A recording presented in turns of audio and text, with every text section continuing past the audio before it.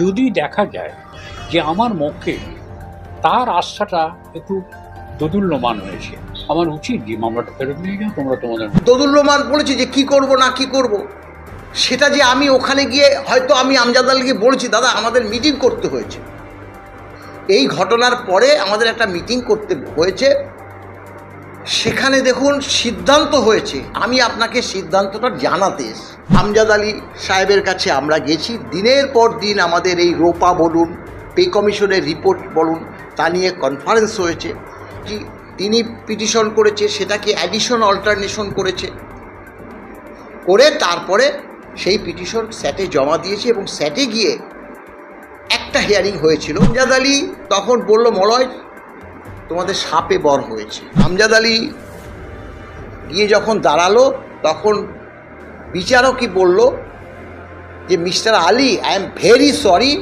যে ডিএ মামলা আমি আর শুনতে পারবো না, কারণ আমার আজকেই রিলিজ অর্ডার হয়েছে। তৃণমূলে জয়েন করেন আর যেখানেই জয়েন করেন, আমরা রাজনীতি দেখতে চাই না, আমরা আইএনটিসি অনুমোদিত কনফেডারেশন, এর মধ্যে কংগ্রেস নেই, বিজেপি নেই, সিপিএম নেই, কেউ নেই, আমরা ট্রেড ইউনিয়ন করি, অতএব আপনি এই মামলাটা লড়বেন।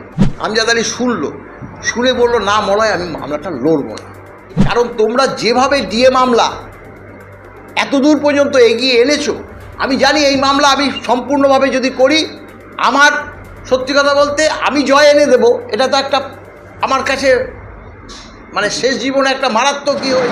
ডিএ মামলা নিয়ে সুপ্রিম কোর্টের নির্দেশের পর আমরা এই মামলার প্রথম আইনজীবী সর্দার আমজাদ আলী স্যারের কাছে গিয়েছিলাম, তাকে জিজ্ঞাসা করেছিলাম যে আপনি কেন এই মামলা থেকে সরে দাঁড়ালেন। তিনি বললেন যে মলয় মুখোপাধ্যায় এবং শ্যামল কুমার মিত্র তারা দোদুল্যমানতায় ভুগছিলেন এবং কোথাও ওনার প্রতি হয়তো আপনারা বিশ্বাস হারিয়েছিলেন, আর এই কারণেই তিনি মামলা থেকে সরে দাঁড়িয়েছেন। এটা কতটা ঠিক? দেখুন, সদ্য আমজাদ আলী মহাশয় আমাদের ডিএ মামলার প্রেক্ষিতে আমরা প্রথমে যে স্যাটের একজন বড় আইনজীবী তার সঙ্গে যোগাযোগ করেছিলাম, কিন্তু তিনি আজ নয় কাল নয় করে মামলাটাকে অনেক দীর্ঘ থেকে দীর্ঘতর করছে। আর আমি সেই সময় নিয়মিত আমাদের যে মানে শ্রদ্ধেয় রমেন পাণ্ডে, যিনি আজ নেই এখন, তার দপ্তরে আমি যেতাম। তিনি জানে যে আমরা ডিএ মামলা করতে চলেছি, এবং সেই সময় রমেন পাণ্ডে মাননীয় মানে সর্দার আমজাদ আলীকে সম্মান দিয়ে তাকে ভাইস প্রেসিডেন্ট নিয়োগ করেছিলেন। তখনই আমি আমজাদ আলীর সঙ্গে যে রমেন পাণ্ডের একটা সম্পর্ক আছে সেটা আমার কাছে স্পষ্ট হয়ে যায়, এবং তখনই রমেনদাকে তার পরের দিন বললাম দাদা এই ব্যাপার, আমজাদ আলী তো বড় আইনজীবী হাইকোর্টের, যদি আপনি একটু বলে দেন তাহলে আমরা তার সঙ্গে দেখা করতে পারি রিগার্ডিং ডিএ মামলার পরিপ্রেক্ষিতে। তখন সেই সময় দপ্তরে বসেই শ্রদ্ধেয় রমেনদা আমজাদ আলীকে ফোন করলো।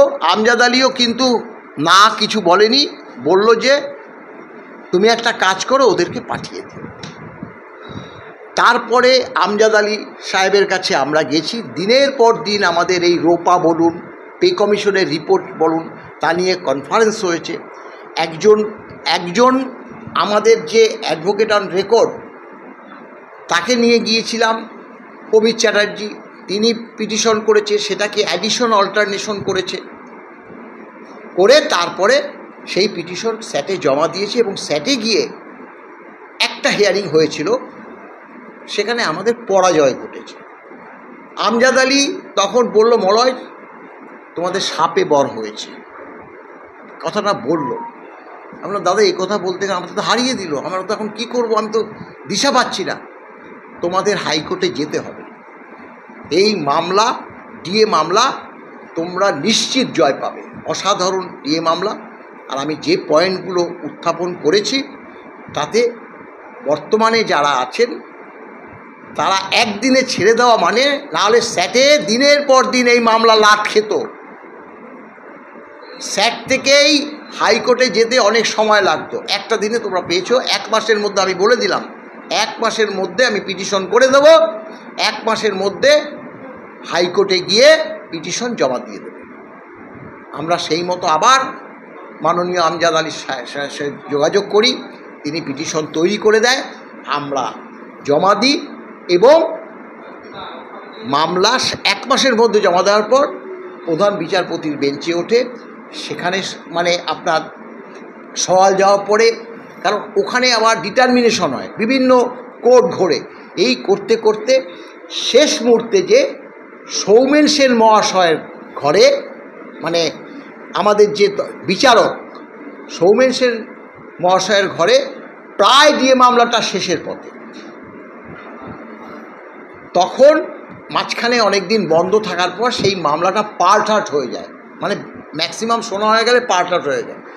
কিন্তু আমরা শুনতে পেলাম ওনাকে ট্রান্সফার করেছে, কিন্তু পার্ট আউট মামলাটা শুনবে। সেদিনও আমজাদ আলী উপস্থিত ছিল, আমরা উপস্থিত ছিলাম। তখন কি হয়েছে, তাকে রিলিজ অর্ডারটা দিয়ে দিয়েছে, মাননীয় সৌমেন সেন মহাশয়কে রিলিজ অর্ডার দিয়ে দিয়েছে।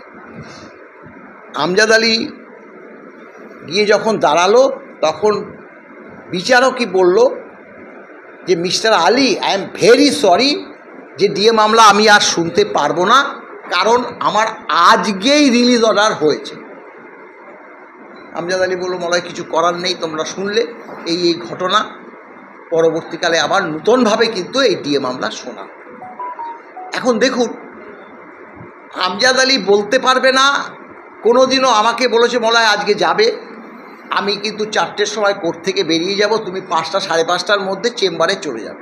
যখন বলেছে তখন গিয়ে উপস্থিত হয়েছে। আমজাদ আলী একটা ওই সময়টা মিডিয়াতে যেত, আমি গিয়ে বসে থাকতাম। কোর্ট ক্লার্ক আছে, কিশোরদা, নামগুলো তো মনে আছে, কিশোরদা থাকতেন, তার যে জুনিয়র ওই মাসুম আলী সর্দার তিনি থাকতেন, বসে থাকতাম। আমজাদ আলী আসতো, আলোচনা করতাম। আমি ম্যাক্সিমাম টাইমেই যেতাম, শ্যামল খুব অল্প সময়, কারণ শ্যামলের বাড়ি দূরে বলে। এইভাবেই চলছিল।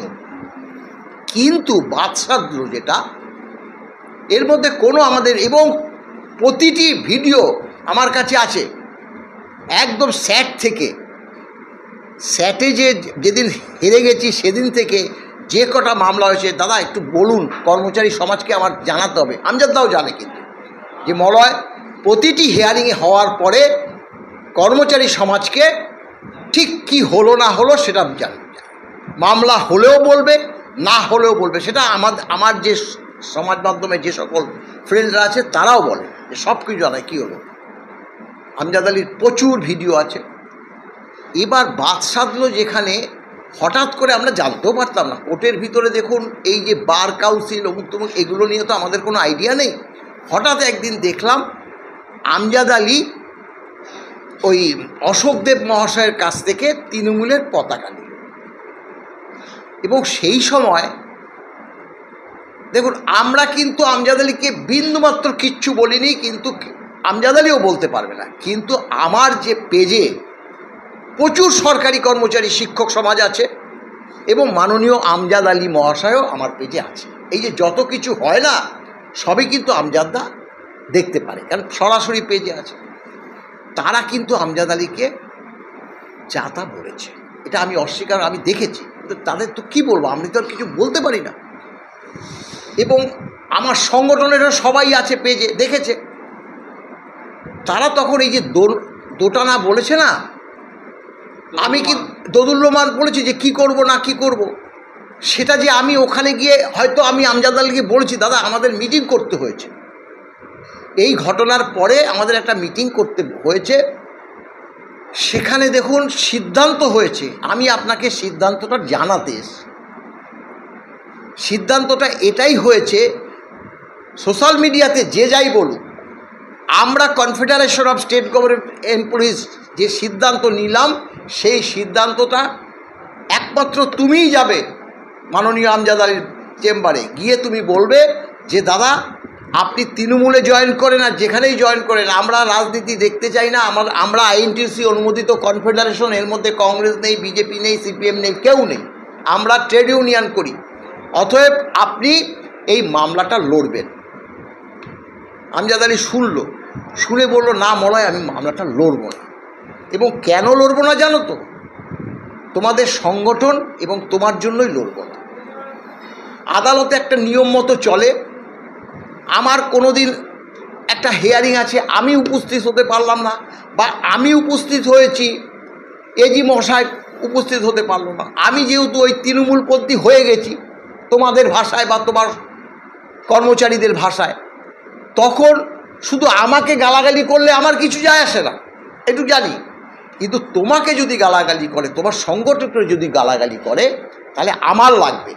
কারণ তোমরা যেভাবে ডিএ মামলা এত দূর পর্যন্ত এগিয়ে এনেছো, আমি জানি এই মামলা আমি সম্পূর্ণভাবে যদি করি, আমার সত্যি কথা বলতে আমি জয় এনে দেব। এটা তো একটা আমার কাছে মানে শেষ জীবনে একটা মারাত্মক কী হয়ে থাকবে, এটাও বলেছে। কিন্তু আমি তোমার এবং তোমার সংগঠনের যে যাব না, কারণ কর্মচারী সমাজ যেভাবে আমাকে গালাগালি দিয়েছে, তাতে তোমাদেরই খারাপ হবে। আমি নো অবজেকশন সার্টিফিকেট দিয়ে দেবো, আমার যে ব্রিফ আছে সেটাও দিয়ে দেবো। তোমরা তোমাদের পছন্দ মতো আইনজীবী ঠিক করে তোমরা লড়াই করো। এই কথাটা বলাতে আমার সত্যি সেদিন খুব খারাপ লেগেছে, আমার প্রায় চোখ দিয়ে জল আসছিল। শ্রদ্ধেয় আমজাদ আলীকে আমরা বিন্দুমাত্র কোনো দিনও আমরা কিন্তু অসম্মান করিনি। আমজাদদা সে কথা অবশ্যই বলব। আমি মাঝে মাঝে সত্যি কথা বলছি কি, আমি কিন্তু বলি আমজাদ আলীর কাছে গেলে উনি খুব বসে থাকতে, আমজাদ আলী মাঝে মাঝে এমন আমাকে বকা দেয়, হ্যাঁ, এই সারাদিন অফিস কাছে সেই সময় যাই, এই মলয় তুমি এটা আনো নি, অমুক আনো নি, তমুক আনো, হ্যাঁ, এই কথা আমি বলেছি। আমি শ্যামলকে বলেছি, তাও কিন্তু আমি সাংগঠনিকভাবে বলিনি। কিন্তু শ্যামল বারবার বলেছে, বারংবার বলেছে, দেখ যে বলিষ্ঠ সওয়াল জবাব মাননীয় আমজাদ আলী করেছে, এবং যে রায়, সেই সময় রায়টা এনে দিয়েছিল ওই দেবাশিস, মাননীয় বিচারপতি Debashis Kargupta, Shekhar Bobby Saraf, D is the enforceable right. এটাই তো আমাদের আজকে যে ডিএর এই অর্ডার, আমজাদ আলীর কৃতিত্ব এখানেই। এই অর্ডারকে বেস করেই তো আজকে আমরা সর্বোচ্চ আদালতের কাছ থেকে রায় পেয়েছি, এবং তিনি বলেছে আমি প্রতিটি রায় খুঁটিয়ে খুঁটিয়ে দেখেছি। তাতে দেখুন, ওখানে শুধু মাননীয় দেবাশিস করগুপ্ত, শেখর ববি সরাফ যে তারা যে রায় দিয়েছে, তার উপর আবার তো রিভিউ হয়েছে। তখনও তো আমজাদ আলী ছিল, সেই সময় মাননীয় হরিশ ট্যান্ডন ছিল, যেহেতু রিভিউ, আর একজন এই শেখর ববি সরাফ প্রথমটা রায় দিয়েছিল, তিনি ছিলেন, সেখানেও হেরেছে, কৃতিত্ব আমজাদ আলী। তারপরে আবার ট্রাইব্যুনালে গেছে, ট্রাইব্যুনালের যে রায়, অসাধারণ রায়। আমজাদ আলীর সেদিন ভিডিও, আমজাদ আলীর পাশে আমি, শ্যামল, অজস্র আমাদের কর্মচারী সমাজ, সেখানেও রিভিউ হয়েছে, সেখানেও হেরেছে, কন্টেম করেছি। সেই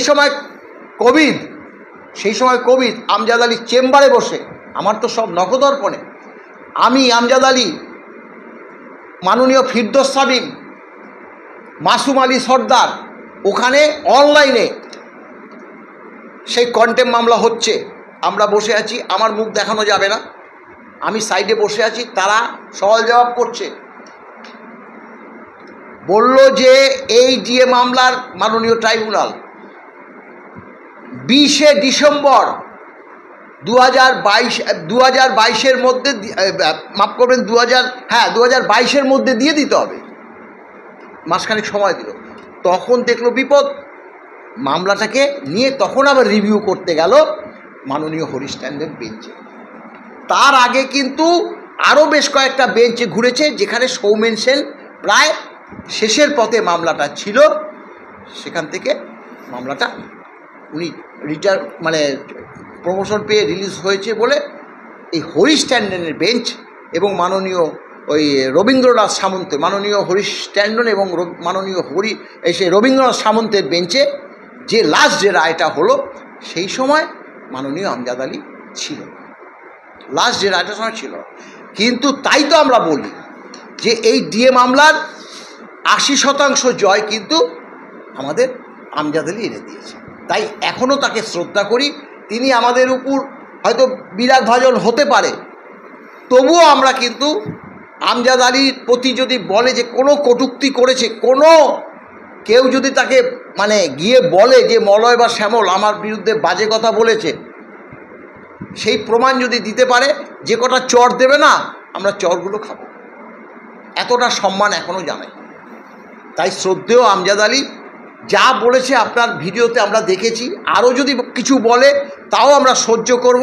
আপনি মলয়ের এই কথাগুলো তাকে শোনাবেন। এটার মধ্যে যদি বিন্দুমাত্র কোনো থাকে, এবং আমি এখন এই মুহূর্তে আমি দিতে পারছি না, যেদিন আমজাদ আলী এই কথাগুলো বলেছে পরের দিনই আমি সোশ্যাল মিডিয়াতে একদম ডিটেলসটা আমি লিখে কিন্তু পোস্ট করেছি, আমার এখনও কিন্তু পেজে আছে, সেটা আমি আপনাকে হোয়াটসঅ্যাপে দিয়ে দেব। আপনি সেটা মাননীয় আমজাদ আলী মহাশয়কে দেখাবেন। দেখেছে কিন্তু দাদা দেখেছে, তবু হয়তো স্মরণে নেই। ওই তারিখ দিয়ে আছে যেদিন ওই কথাটা আমাকে চেম্বারে ডেকে বলেছিল, মলয় তোমার জন্য এবং তোমার সংগঠনের জন্য আমি লড়াই করব না, নাহলে এই মামলা কিন্তু অসাধারণ, তোমরা কিন্তু জয় পাবেই। আজকে সেই জয়, যার জন্য সুপ্রিম কোর্টে যেদিনই যখনই আমরা এই জয় পেয়েছি, আমি সঙ্গে সঙ্গে আমার অনেক ফটো আছে, আমজাদ আলীর ফটো আছে, সবার ফটো আছে, সেগুলো বার করে করে করে করে করে একটা ভিডিও করে আমি ছেড়ে দিয়েছি। কারণ সেই সময় যে জয় আমরা ছিনিয়ে নিয়েছি, তাতে যদি মাননীয় আমজাদ আলীর কথাটা না থাকে, সেটাই হবে চূড়ান্ত অন্যায়। সেই কারণে কিন্তু সেদিনই, মানে দেরি করিনি, পরদিনও না, সেদিনই কিন্তু আমরা আমজাদ আলী, নিশ্চয়ই দেখেছে আমজাদ আলী, আর না যদি দেখে আপনি বলবেন যে মলয় কিন্তু বলেছে। যেদিন সুপ্রিম কোর্ট থেকে এই রায় হয়েছে, আপনার জুনিয়রের সঙ্গে তার পরবর্তীকালে যারা যারা ছিল, এই হচ্ছে মোটামুটি ইতিহাস। আমজাদ আলীকে নিশ্চয়ই আমার বক্তব্যটা আপনি শোনাবেন। ধন্যবাদ।